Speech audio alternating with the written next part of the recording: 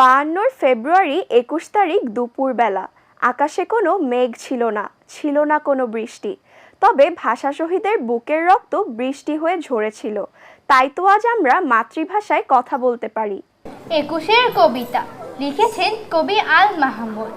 ফেব্রুয়ারির 21 তারিখ দুপুরবেলা রক্ত, বৃষ্টি নামে বৃষ্টি কোথায়, বরকতেরই রক্ত। হাজার যুগের সূর্য তাপে জ্বলবে এমন লাল যে, সেই লোহিতে লাল হয়েছে কৃষ্ণচূড়ার ডাল যে। প্রভাত ফেরির মিছিল যাবে, ছড়াও ফুলের বন্যা, বিষাদ ভীতি গাইছে পথে তিতুমিরের কন্যা।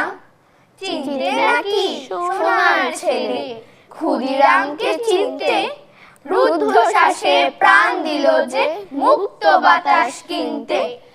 পাহাড়তলির মরণ চূড়ায় ঝাঁপ দিল যে অগ্নি, ফেব্রুয়ারির শোকের বসন পড়ল তারই ভগ্নি। প্রভাত ফেরি, প্রভাত ফেরি, আমায় নেবে সঙ্গে, বাংলা আমার বচন, আমি জন্মেছি এই বঙ্গে।